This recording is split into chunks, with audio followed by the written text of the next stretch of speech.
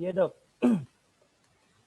Ya, jadi di Rumah Sakit Jiwa Kendari itu kita ada merawat seorang anak ya. Jadi seorang anak yang menderita GSA atau ASD.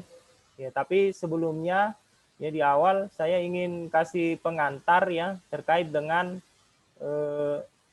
alasan ya kenapa autisme itu atau ASD itu ya bisa kemudian masuk ke rumah sakit jiwa ya. Kita tahu bersama bahwa definisi ya secara definisi bahwa autisme itu adalah gangguan perkembangan neurobiologis berat ya dengan tiga gejala utama. Ada gangguan interaksi sosial ya, bagaimana dia berhubungan dengan orang tua, dengan lingkungan ya, itu bermasalah ya. Ya, makanya istilah autisme sendiri itu kan berasal dari bahasa Yunani yang artinya autos, sendiri. Jadi seolah-olah anak itu hidup di dunianya sendiri. Maka ciri inti dari sindrom atau kumpulan gejala ini itu adalah menarik diri dari interaksi lingkungan atau interaksi dengan orang lain ya. Itu ciri utama, ciri inti. Kemudian ini yang kedua ada masalah komunikasi verbal maupun non verbal. Jadi orang tua mencari pertolongan biasa ya karena anaknya itu belum bisa bicara ya, belum bisa komunikasi. Nah, ini alasan yang paling sering kita temukan orang tua itu mencari pertolongan. Kemudian yang ketiga itu minat dan perilakunya terbatas dan berulang-ulang atau stereotip. Ya, jadi seperti itu. Kemudian gejala tambahan yang lain itu ada masalah gangguan perasaan, emosi. Kemudian yang berikutnya itu gangguan persepsi sensori yang banyak dijelaskan oleh Ibu Mingfe terkait dengan seven sense. Jadi seperti itu. Kemudian kita juga memahami bahwa gejala-gejala yang timbul ini itu sebelum usia 3 tahun. Ya, sebelum usia 3 tahun. Ada anak perkembangannya bagus, normal dari usia 0 sampai 1 tahun, ya, 1,5 tahun. Nanti di usia 18 bulan sampai 24 bulan, itu yang paling sering, 18 bulan sampai 24 bulan itu mengalami regresi. Kemampuannya itu hilang, ya, kemampuannya itu hilang dari kemampuan awal. Jadi seperti itu. Itulah yang dijelaskan oleh Dr. Ali ya bahwa anak mengalami brain inflamasi ya sehingga kemudian ya terjadi regresi pada anak. Kemampuan komunikasi yang tadinya di umur 1 tahun itu sudah jelas bagaimana dia senyum sosial, bagaimana dia berkata-kata 1 sampai 9 kata dan seterusnya. Kemudian di usia 16 18 bulan itu kemudian hilang ya. Nah, atau menjelang 2 tahun itu kemudian hilang. Nah, ini yang sering kita lihat ya. Jadi bahwa memang ASD itu terjadi karena gangguan pengolahan informasi di otak ya. Ini masalah koneksi, organisasi sel sinaps dan ini masalah neurotransmitter dan seterusnya.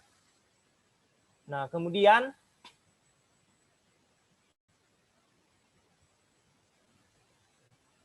pasien yang kita terima di rumah sakit jiwa yang paling tersering itu adalah schizofren, orang menyebutnya gila, ya, orang dengan gangguan jiwa berat, gila. Nah, ini berbeda dengan autisme tadi. Kalau autisme itu dia kejadiannya itu kurang dari 3 tahun, ya, munculnya. Sedangkan schizofren atau gila tadi itu hanya terjadi atau timbul pada orang dewasa atau remaja, ya.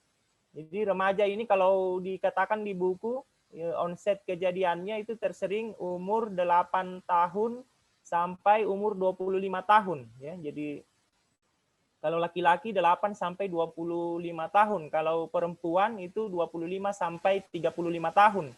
Maksudnya onset atau kejadian awalnya dia muncul schizofren atau gangguan jiwa berat tadi.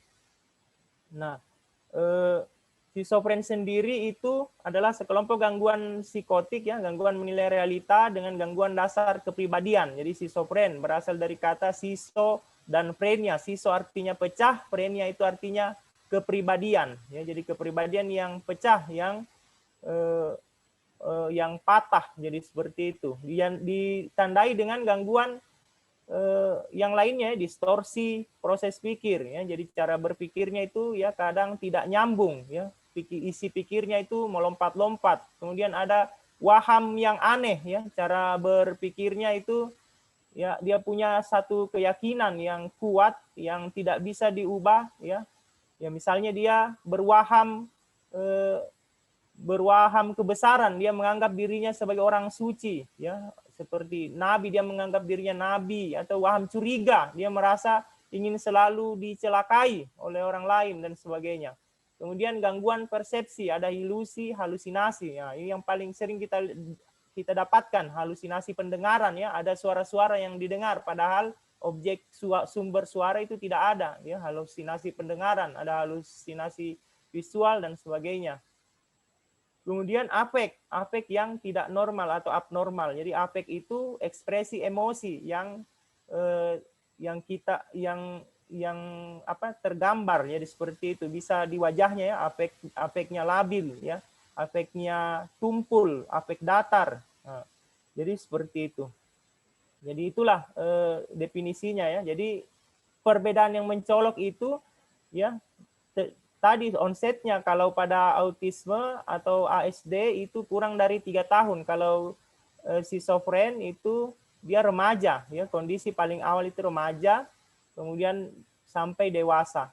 Nah, di mana kesadaran pasien itu tetap jernih ya, komunikasinya ketika tidak lagi serangan itu komunikasinya baik ya, bahkan kapasitas intelektualnya biasanya tidak terganggu. Nah, jadi itu schizofren atau kita menyebutnya orang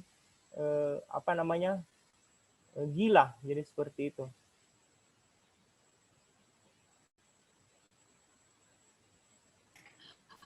Ya, kemudian ini kalau kita melihat autisme dari masa ke masa ya, jadi sejarahnya bahwa autisme itu sering disalah-sangkakan sebagai gangguan atau masalah atau kelainan jiwa yang terjadi pada anak-anak. Nah, ini ya, sehingga penanganannya pun itu seperti penanganan penderita kelainan jiwa ya, diberikan obat-obatan jiwa atau psikotropik, diberikan terapi kejut listrik atau ECT, elektrokompulsif terapi.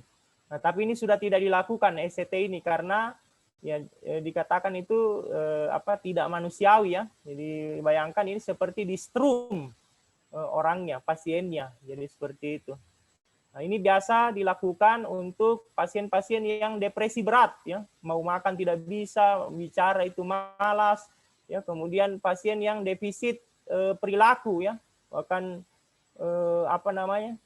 jarang bicara, kemudian untuk mengurusi dirinya itu ya, kebersihan atau higien dirinya itu buruk sekali ya, biasa diterapi dengan seperti ini, terapi ECT. Nah, dulu ya tahun 1940-an ya, itu pada anak dengan autistik, anak ASD itu juga diterapi dengan seperti ini. Nah, kemudian tahun 80-an, 90-an ya itu berkembang penelitian tentang penyebab, prognosis dan terapi autisme. Bahkan yang tahun 2000-an ya, 90-an akhir ya itu berkembang teori yang menjadi dasar terapi Dr. Ali tentang alergi makanan, kemudian logam berat dan sebagainya, disbios dan sebagainya, itu nanti akhir-akhir 2000-an sampai sekarang itu terus-menerus berkembang penelitiannya terkait dengan terapi ASD itu sendiri. Nah, ini ya, jadi autisme dari masa ke masa. Ya, kalau dulu, nah ini adalah buku kitab sucinya ilmu jiwa ya, Diagnostic and Statistical Manual Mental Disorder. Jadi gangguan jiwa itu dikelompokkan di sini ya. Lihat di sini ada autisme itu di DSM ya tahun 60-an itu masih digolongkan sebagai gangguan schizofren ya, gangguan jiwa atau gila pada masa kanak-kanak. Padahal tadi kita sudah menegaskan bahwa ya tidak ada orang dengan schizofren masa anak-anak, jadi seperti di bawah 5 tahun tidak ada, jadi seperti itu. Nah, kemudian berkembang 1980 di DSM-3 itu digolongkan dengan infantile autism. Ya, kemudian yang terbaru itu adalah DSM-4, itu masih gabungan dari PDD, Pervasive Developmental Disorder, gangguan perkembangan pervasif. Nah, di sini ada Asperger, kemudian ada autisme infantil, ya, kemudian ada sindrom Rett, CDD, dan juga PDD-NOS, ya, Pervasive Developmental Disorder non otherwise specified. Jadi seperti itu. Tetapi di DSM-5 tahun 2013 ya itu digabungkan, dilebur semuanya. Itu istilah Asperger, kemudian autism infantil, dan PDD-NOS itu digabung satu kesatuan diagnosa menjadi autism spectrum disorder.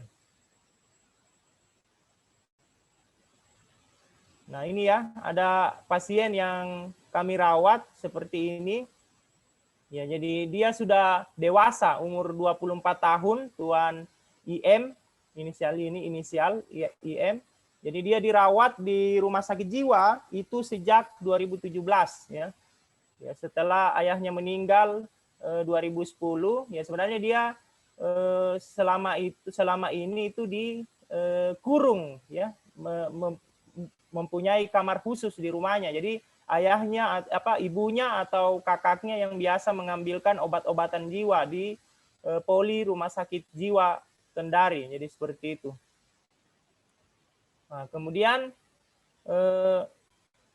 2018 ibunya juga meninggal dunia. Ya, akhirnya si anak sebatang kara, dia punya saudara perempuan itu, tapi dia tinggalnya lokasinya itu di luar kota. Ya, terpaksa si anak ini itu kemudian ya dirawat ya terus-menerus di rumah sakit jiwa. Jadi seperti itu. Nah, bagaimana gejala yang kita temukan pada si anak? Nah, ini ada beberapa. Jadi anak Tuan IM ini ya tidak dapat mengungkapkan masalah atau keluhannya. Kenapa? Karena dia belum bisa bicara, sehingga pasien-pasien yang ada di sekitarnya kan dia digabung satu bangsal dengan pasien skizofren, pasien gila ya. Jadi dia disebut ya belum bisa bicara ya karena dianggap bisu. Jadi seperti itu. Ya, padahal ya kalau kita memanggil namanya ya dia ada respon kadang ya. Kalau disuruh IM minum obatnya, ya dia minum. Diberikan pakaian dia mendengar, artinya bukan pasien bisu. Jadi seperti itu. Kemudian jalan mondar-mandir, berlari-lari dalam kurungan, kadang gedor-gedor pintu kurungan, membanting gelas piring. Ya, ini pasien yang sering kita lihat ya, bahwa memang pasien autistik dewasa ya itu yang kita sering temukan masuk ke rumah sakit jiwa karena kondisi gaduh gelisah, ya, melakukan tindakan kekerasan. Nah, tentu tindakan kekerasan ini harus diatasi dengan obat-obat jiwa, ya, obat-obat psikotropik. Ya, kita berikan benzodiazepin, kita berikan antipsikotik, ya, jadi seperti itu. Nah, Tuan IM juga ini itu sering merobek-robek pakaiannya, ya, bahkan sering telanjang, ya. Jadi seperti itu. Kadang memainkan kotorannya, ya seperti kelereng, kemudian melemparkannya ke tembok atau orang lain atau pasien lain. Ya. Pernah juga dia tampak kemerahan pada kelopak matanya karena kena pukul dari pasien lain, ya. Karena dia juga punya kebiasaan merebut makanan atau snack pasien lain. Ya, kadang dia bicara meracau, tidak jelas, mulut komat kamit, ya. Senyum-senyum sendiri sehingga dia dianggap memiliki halusinasi pendengaran. Adapun diagnosa yang kami berikan ya ini dia ada ASD atau autisme, autism spectrum disorder, ada retardasi mental dan skizofren. Ya, kemudian obat-obat yang diberikan ya ini antipsikotik golongan 1 haloperidol, kemudian clozapine, antipsikotik golongan 2, kemudian trihexyphenidyl. Ini penawar antipsikotik ya, karena ada gejala-gejala ekstrapiramidal itu kita mengantisipasi dengan memberikan trihexyphenidyl dan kita berikan benzodiazepin, obat diazepam, jadi seperti itu. Nah, ini hari-hari tiap hari yang obat yang dikonsumsi oleh si IM tadi, jadi seperti itu. Nah, kondisinya seperti ini ya pasien IM. Nah, tentu orang tua bertanya sampai kapan dia dirawat di rumah sakit jiwa ya. kita tidak tahu ya. Jadi selama ini ya karena kita mau pulangkan juga ya, tapi orang tua sudah tidak ada ya. Sementara saudara juga di luar kota. Jadi ini menjadi tanggungan rumah sakit jiwa. Jadi seperti itu. Oke, baik. Saya kembalikan ke Ibu Mingpe.